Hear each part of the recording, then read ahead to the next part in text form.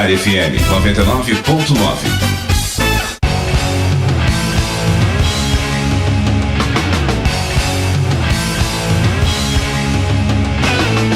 Programa Fora da Curva, jornalismo, crítica e diversidade.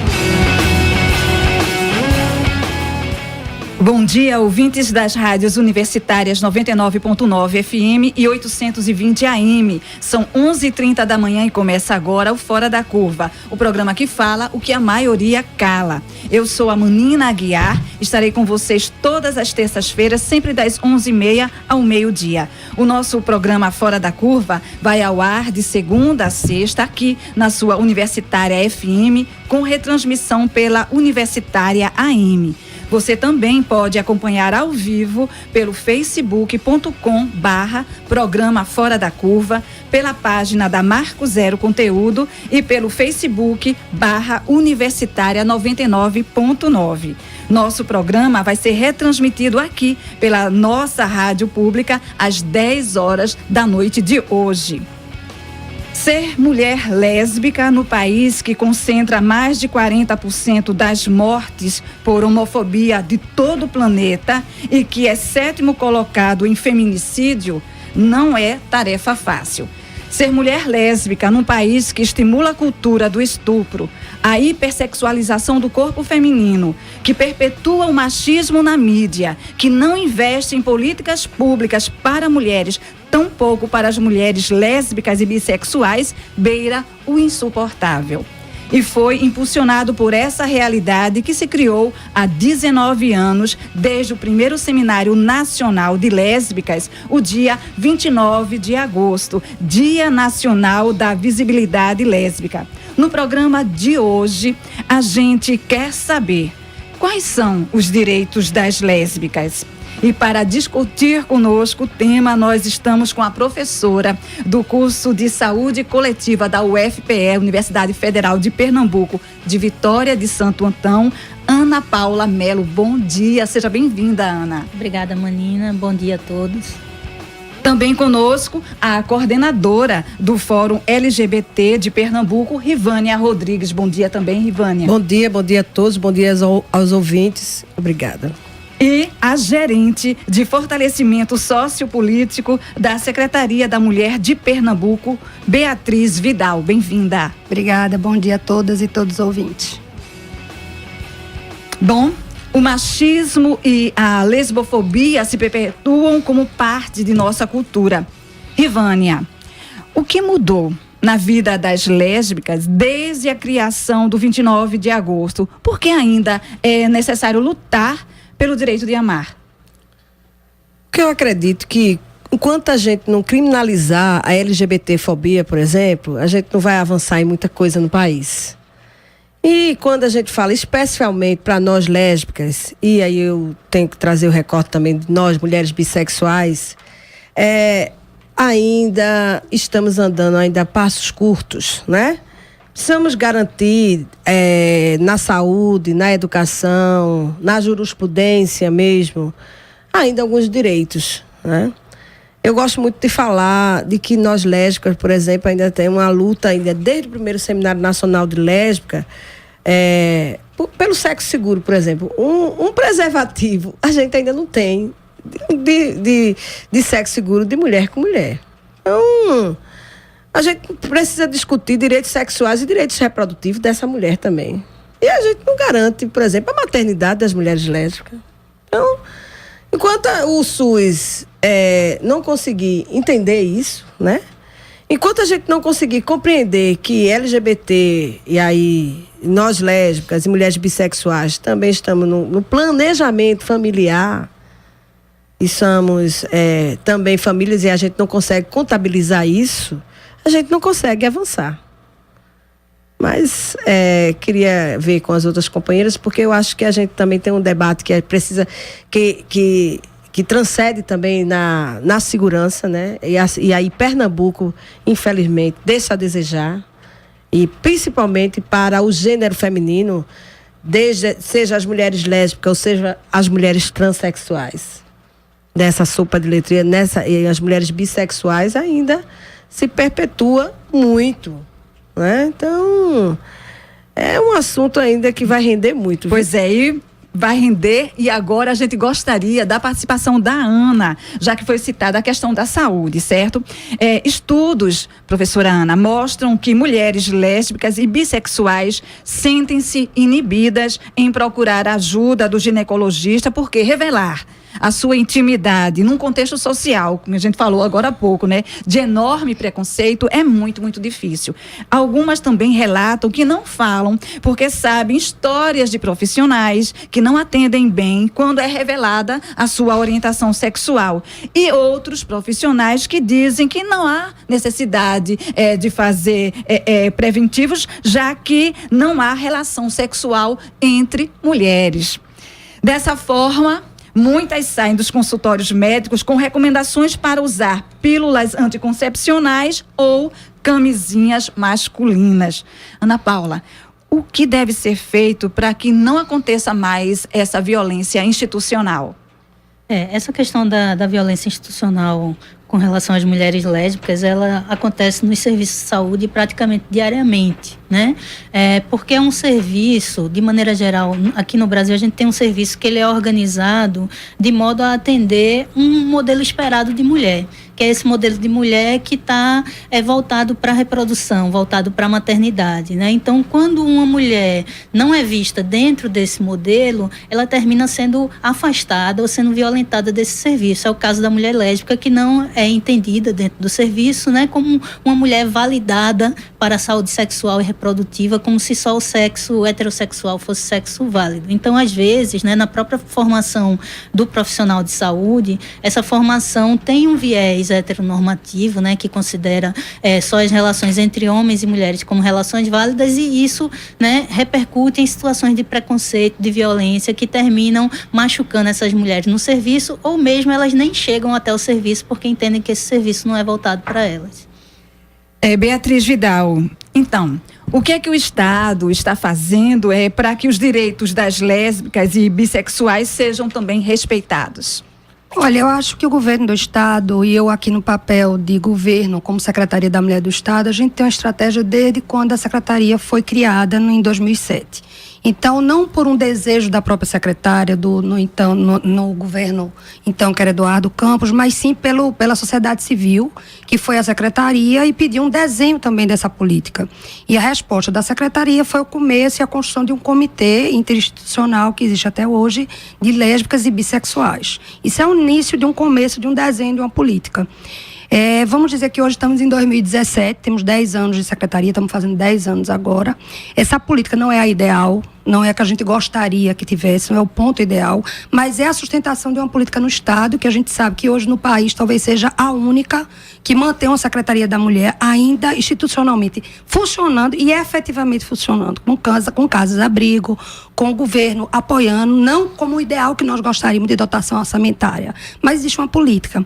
E existe um espaço de discussão dentro do comitê que nos é caro, enquanto mulher, enquanto governo e sociedade civil participando ativamente, e daí a gente começa a traçar linhas de atuação.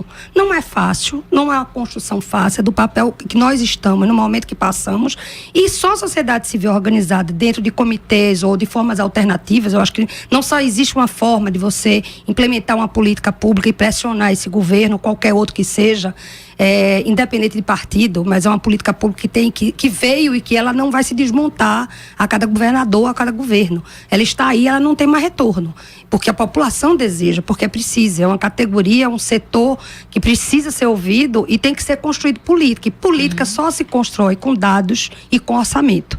Nós buscamos orçamento, estratégia nós temos, mas precisamos mais, evoluir mais. Vamos construir essa discussão aqui também. Olha, ela falou agora há pouco da questão de dados, né? Pois bem, um outro dado importante é o fato de que não se tem estimativas de quantas vão ao consultório médico, pois não consta a informação da orientação sexual no prontuário. Tampouco existem espaços adequados para que dialoguem sobre as suas dúvidas e práticas sexuais. Sem orientação adequada, algumas acham que só desenvolvem câncer de útero mulheres que têm relações heterossexuais, deixando de prestar atenção atenção a um fator de aumento de risco para aquelas que nunca tiveram uma gravidez e desconsideram a necessidade dos exames e a prevenção de DST/AIDS. Ana Paula, então, o que isso acarreta na vida das mulheres lésbicas?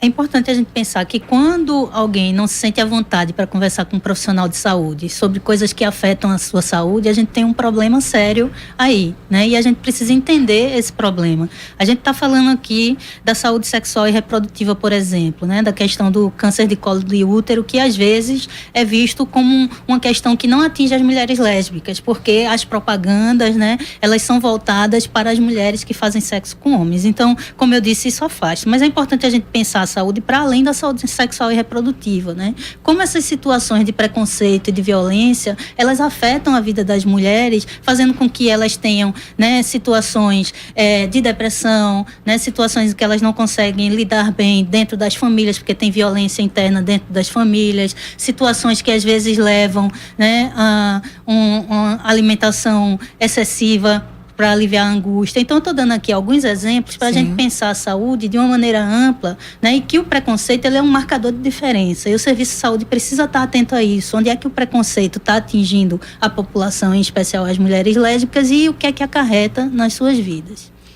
Eu queria fazer só dentro dessa perspectiva que ela está falando, esse adoecimento psíquico que foi levantado pela sociedade civil dentro desse comitê, e por isso a gente começou a construir o seminário que aconteceu há cerca de quanto tempo, Ivânia? 8 dias, eu acho. 8 dias, uma semana. E foi exatamente um dos temas mais importantes do seminário, saúde que a saúde mental, o adoecimento psíquico, fruto disso, né? Não é confortável a gente falar da saúde pública dizendo que ela está preparada para receber essa mulher. Ela precisa, mas a gente tem que parar de dizer também que não está preparada. E aí, qual a estratégia para que esteja, né? Nesse olhar de governo, eu falo governo estadual, mas também falo como cidadã, se você não tiver capacitando permanentemente esse servidor público, seja ele estadual, municipal, federal, você não vai ter retorno de política real, efetiva, que traga essa mulher para os PSFs, que traga ela para a saúde básica, e ela não vai ser atendida. Ela vai ser atendida minimamente e não volta nunca mais, né? Tem relatos dentro dos várias entidades e ONGs aqui que levam para a gente de violências muito grotescas que as mulheres não voltam, não retornam. Então, isso tem que ter estratégia. Uma das que a gente vive hoje, em alguns, com a transversalidade do governo, é justamente estimular, né, a discussão de gênero dentro da saúde, que já tem uma tradição nisso, de estar muito aberta para isso, mas é difícil você manter um calendário para esse profissional se sentir atraído a ter essa formação e poder, com isso, atender melhor esse público que é real, verdadeiro, vive, tem que ir a médica e tem que funcionar. Então, acho que é uma coisa que leva tempo, mas já tem muito tempo e a gente tem que ter estratégias mais rápidas. Eu bato na mesma tecla. Eu acho que a notificação, quando vocês estão falando em saúde, a gente também fala na questão da notificação. Sim. Né? A notificação é uma coisa muito importante que, às vezes, os próprios médicos não têm, não é só paramédico, nem o corpo todo tá doente. O próprio médico também precisa entender essa mulher, entender a complexidade dela, a especificidade dela. Então, eu acho que quando a Secretaria da Mulher dialoga mais com a saúde, dialoga com a educação, leva a Maria da Penha à escola, mesmo que Jupi consiga implantar de uma forma, Recife de outra e Garanhuns de outra, não importa. Mas importa que essa discussão está sendo levada do tamanho que aquele município tem. Então, a estratégia é municipalizar, é transversalidade da política, na minha opinião. Ivânia, como é que vocês veem do movimento? Como é que vocês do movimento, do fórum, têm atuado nesse campo também? Olha, nós temos, inclusive, hoje estamos no Comitê Pró-Lésbicas e Mulheres Bissexuais, que é um comitê paritário, e a gente vem desbravando algumas questões, né? Acho que a gente conseguiu, por exemplo, avançar junto com o comitê, que o boletim de ocorrência, por exemplo, de uma delegacia, a gente consiga já entender e ver o nosso sujeito político, já é garantido lá. Não tem mais só se tu é homossexual ou não. Tem lá a orientação sexual e identidade de gênero. A gente precisa saber quem somos nós, se somos lésbicos, somos gays, somos bis, se somos trans. Eu acho que é muito nesse papel. Acho que o comitê, ele vem tentando esse diálogo, mas eu acho que o governo, e aí o governo, não estou falando só do governo do estado, mas o governo dos vários municípios em Pernambuco e o governo do estado, precisa ter dentro do seu organograma recurso para a política LGBT. E nenhum município tem garantido orçamento para essa pauta. Então, fica muito difícil de a gente trabalhar. E nós, lésbicas e mulheres bissexuais, entendemos que a nossa discussão é dentro do movimento feminista e é dentro com a Secretaria de Mulher, porque somos mulheres. E é isso a gente tem que estar o tempo todo afirmando e garantindo. Então, a gente precisa se ver dentro do PPA. Então, a gente não consegue se ver. Então, isso é uma falha e precisa ser pensada e corrigida. Para além disso, acho que quando coloca a questão de estar no prontuário de atendimento, eu vou mais além. A gente precisa garantir na grade curricular essa discussão. E quando a gente não consegue fazer isso, a gente não avança, né? A gente garantiu nas conferências, desde a primeira conferência nacional, que nós vemos discutindo a garantia no prontuário de atendimento, né? O Recife tem um Hospital da Mulher que agora, depois de muita briga do movimento, dos conselhos de saúde, nós estamos reguladas, porque nós não éramos reguladas. Então, discutir a lesbianidade e a bissexualidade também é perpassar pela garantia dela dentro de um ambulatório LGBT que tem aqui no Hospital da Mulher, mas que, por exemplo, ainda não garante o atendimento das mulheres que não fez sua readequação aí, das mulheres trans. Então, a gente precisa avançar nisso. Uma outra questão que eu quero colocar é que precisamos discutir segurança, sim. Recife, o estado de Pernambuco, é um dos estados que tem maior número de estupros de mulheres lésbicas. E isso, o governo e a Secretaria de Segurança Pública precisa trabalhar e ouvir, né? Recife, a gente sabe, existem as denúncias, mas ainda é muito pequena. Outra questão, ontem, uma das meninas do coletivo de lésbica, ela é uma menina surda. E ela foi em várias delegacias, porque ela foi ameaçada de morte, né? Pois é uma mulher lésbica surda, mas a gente não tem intérprete em canto nenhum. Se é na saúde, essa menina não pode ir no ginecologista. Se é na delegacia, essa menina não pode ir. A gente mandou uma companheira de movimento, mas mesmo assim não quiseram atender a menina, porque disse que só atendia a menina com um parente. Veja, essa mulher é uma mulher casada, mora com sua esposa, essa mulher é dona da vida dela, mas há quanto tempo ela vai ser uma mulher deficiente? Que deficiência é essa? Que é tão deficiente o órgão público não entender essa pessoa. Então, a gente anda a passos de tartaruga com a segurança pública ainda. Muito bem. Essas discussões você acompanha na Universitária, a nossa rádio pública. Fora da Curva, jornalismo analítico na Rádio Universitária, a nossa rádio pública. Bom, para você que sintoniza agora a sua Universitária FM 99.9, este é o programa Fora da Curva, jornalismo, crítica e diversidade. Nosso programa vai ser retransmitido aqui pela nossa rádio pública às 10 horas da noite de hoje. No programa de hoje, a gente quer saber quais são os direitos das lésbicas. Bom, uma reportagem do New York Times em 2016 apontava que o Brasil vivia uma epidemia de violência contra homossexuais. Uma violência que transformou o país no lugar mais perigoso do mundo para lésbicas, gays, bissexuais e transgêneros.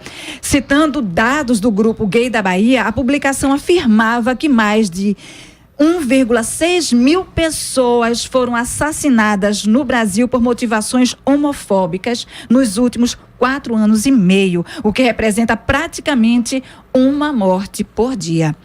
Para o jornal americano, esses números contrastam com a imagem de uma sociedade tolerante e aberta, de um país que aparentemente alimenta expressões de liberdade sexual durante o carnaval e que tem a maior parada gay do mundo.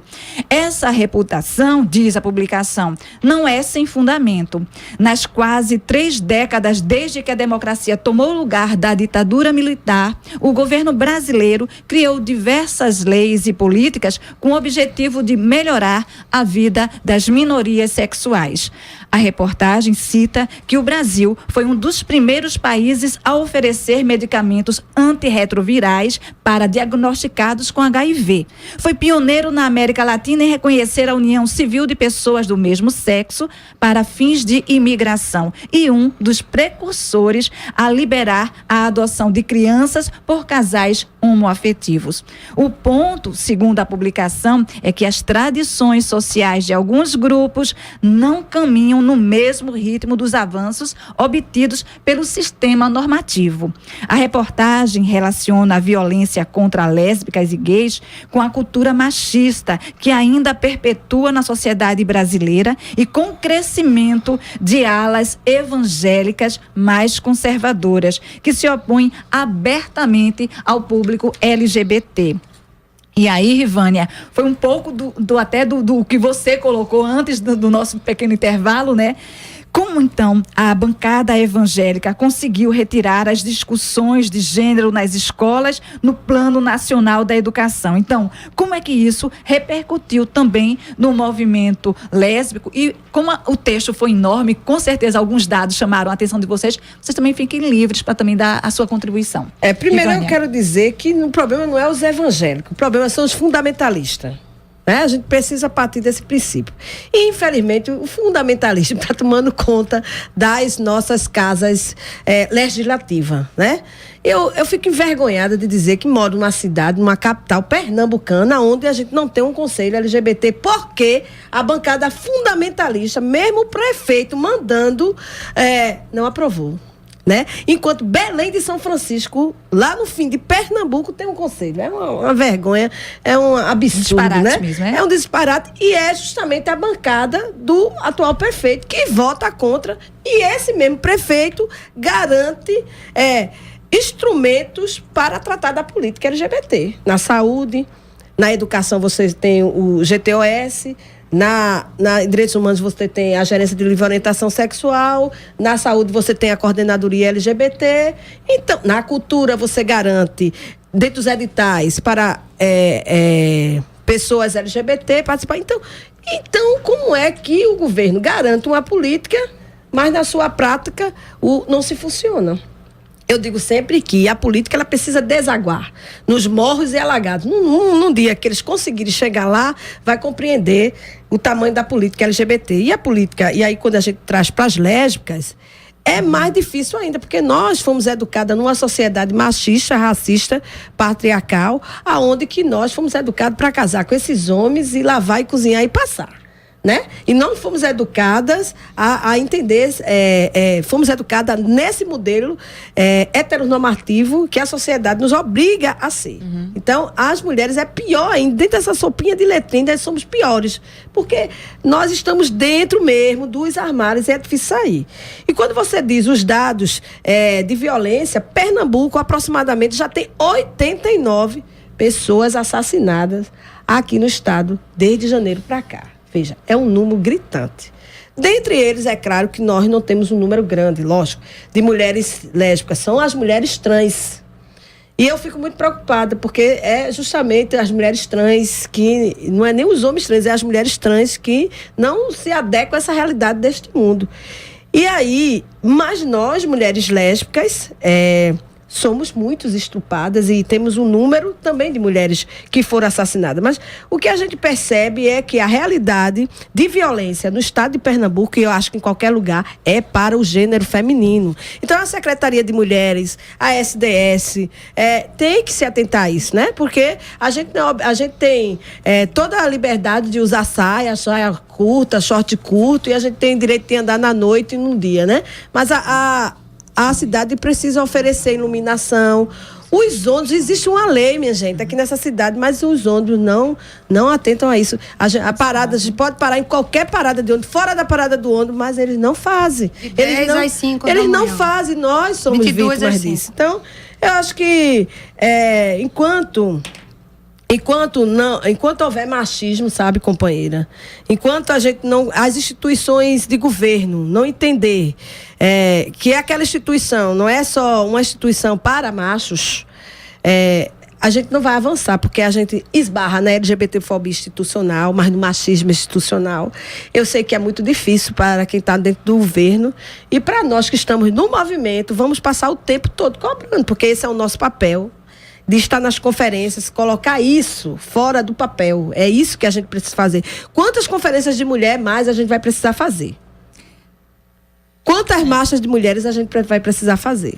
Rivânia, você comentou aí, né, que eu acho que é bem importante a gente dar destaque para os números, né, de violência, assassinato contra a pessoa LGBT, né, e as mulheres lésbicas, mais uma vez, elas terminam ficando invisibilizadas nesses números. A gente vive hoje uma situação muito complicada no estado de Pernambuco, que a gente tem números de guerra aqui, né, os homicídios, a gente já ultrapassou países que estão em situação de guerra civil, né, e dentro desses números tem muitas mulheres, né, e tem mulheres lésbicas, só que a gente não consegue visibilizar justamente pela questão que a gente vinha comentando. Então, quando a gente começou o programa, né, que Manina chamou a atenção para o 29 de agosto, que é o dia que é tido como Dia da Visibilidade Lésbica, foi uma iniciativa do Movimento Mulheres Lésbicas no Brasil para reivindicar um direito que é um direito de qualquer pessoa, que é o direito à existência, né, o direito da Constituinte, né? Da Constituinte e mesmo antes disso, né? Se a gente for lá para a Declaração Universal dos Direitos Humanos, né? Todas as pessoas têm direito à vida, têm direito à existência, né? Mas essa existência lésbica, ela é uma existência que fica ocultada não só nos números, mas ocultada dentro de casa, das famílias, fica ocultada no trabalho. Às vezes as pessoas têm que se submeter a situações vexatórias e violentas, como, por exemplo, algumas mulheres lésbicas que não se sentem à vontade, por exemplo, de usar maquiagem e são forçadas a usar determinado tipo de roupa, determinado tipo de maquiagem no trabalho, porque as empresas, né, exigem. Então, essas questões a gente precisa dar visibilidade. É uma forma de existência no mundo que precisa ser reconhecida, né, e que, se não for, a gente, todo dia, toda hora, cada minuto, a gente tem reforçado situações de violência. Gente, olha, a gente está se aproximando já do finalzinho do programa. Eu queria, então, que cada uma passasse uma mensagem. Eu queria, por fim, que você falasse sobre a reunião que vocês tiveram sobre a parada gay, né, no caso a lésbica, não é? E eu quero que você também finalize com o que é ser lésbica, quando a gente sabe que a família também passa por situações, né, de opressão em relação a isso. Então, eu passaria agora a fala para Beatriz, por favor. Vou tentar ser bem sucinta. Eu só queria, eu acho que assim, a gente também tem que analisar todas as circunstâncias, e em todas é difícil para lésbica e bissexual, de qualquer maneira. Você vê, a gente tem a parada da diversidade. Quantos trios nós temos de lésbicas? Né? Então, é outro espaço que o machismo está lá cristalizado da maneira dele, num espaço difícil. Quer dizer, então eu acho assim, nós acreditamos como Secretaria da Mulher, como missão, fazer a discussão e fazer a transversalidade e trazer, por exemplo, o PPA está sendo discutido, né, em todos os municípios. Então é obrigação nossa trazer essa discussão, já que a gente está no 100% do território pernambucano hoje tem organismo de política pública, em cada município você tem, cada um do seu tamanho e do seu formato, que essa gestora municipal, ela leve à sua Câmara essa discussão. Ela precisa se encontrar, se enxergar nesse PPA, que ela veja que orçamento ela tem, não importa o tamanho, importa fincar a bandeira para que essa política comece a ser institucionalizada, e a partir dali você tem uma sociedade mais justa, mais igualitária e com possibilidade de discussão na sua diversidade. Rivânia? Então, quero aproveitar o espaço para convidar todas as pessoas LGBTs e não LGBTs, né? Nós vamos ter a 16ª Parada da Diversidade, que vem com o tema Por Cidades Diversas, Nenhum Direito a Menos. Porque a gente entende que toda a conjuntura que o Brasil vive, nós perdemos muito, nós LGBTs. E nós vamos ter 10 trios elétricos. Dentre eles, nós vamos ter um trio, né, coordenado por um dos grupos que é de lésbica, do Fórum LGBT, que é o CANDAS, Coletivo Nacional de Lésbicas, Negras, Autônomas e Feministas, com a parceria do CONLES, que é o Coletivo de Lésbicas e Mulheres Bissexuais, e que todas estão convidadas para estar junto ao nosso trio, porque esse é o trio de visibilidade dessas mulheres. Quero dizer que, para finalizar, o que é ser lésbica, para mim, é nós sairmos daqui com a tarefa, e eu digo as lésbicas e as mulheres que amam mulheres, sejam bissexuais, do atentamento à visibilidade desse sujeito político. Ser lésbica é que o meu sujeito político ele seja respeitado na transversalidade da vivência humana e da vivência de gestão partidária, onde for, o meu sujeito político tem que ser respeitado. Sou uma mulher lésbica com muito orgulho. Bom, muitíssimo obrigada a você, Rivânia, a Beatriz e a Ana Paula. A gente vai terminando, mas gostaríamos de informar também que vai até quinta-feira, dia 15, o 7º Simpósio Internacional de Filosofia e Educação, que acontece no Centro de Educação da UFPE. A programação completa você encontra no site do evento e também na página do Facebook. Hoje, o destaque é uma aula aberta do professor Peter Pelbart, da Pontifícia Universidade Católica de São Paulo. No Brasil, ele é hoje um dos principais pensadores das formas de resistência social e política. O tema da aula é Movimentos Aberrantes do Pensamento e as Políticas do Fim do Mundo. A aula aberta de Peter Pelbart acontece a partir das 19h no auditório do Centro de Educação da UFPE, na cidade universitária. Bom, obrigada a você, amigo e amigo ouvinte, que ouviu a gente nessa última meia hora. O programa de hoje teve a produção de Daniel Lamir e Mariana Reis, do Terral Coletivo, de Sérgio Miguel, do Marco Zero Conteúdo, e de Iveson Henrique, estudante do curso de Rádio, TV e Internet da UFPE. Na coordenação, Ana Veloso, professora do Departamento de Comunicação Social da UFPE. Na apresentação, Manina Aguiar, do Centro das Mulheres do Cabo. Nos trabalhos técnicos, Marco Antônio, e nas redes sociais, Júlia Rodrigues. Amanhã você fica com a apresentação de Paula Reis, com o tema: a especulação imobiliária vai acabar com a pesca no Recife? Se você perdeu o programa de hoje, acesse a página do facebook.com/programa Fora da Curva e também na página da Marco Zero Conteúdo, e escute a nossa retransmissão pela nossa rádio pública às 10 horas da noite de hoje. Fora da Curva, seu programa de jornalismo, crítica e diversidade. Aqui a gente fala o que a maioria cala. Boa tarde.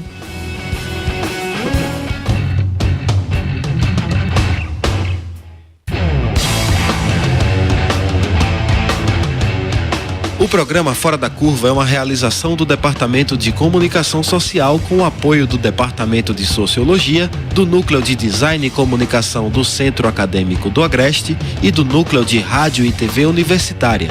Parceria com o Marco Zero Conteúdo, Centro de Cultura Luiz Freire, Centro das Mulheres do Cabo, Centro Sabiá e Terral Coletivo de Comunicação. Esse programa fica disponível nas nossas redes sociais, na nossa página do Facebook, no canal do YouTube e no Mixcloud. A música tema do nosso programa foi composta pela banda Diablo Motor. Programa Fora da Curva. A gente fala o que a maioria cala.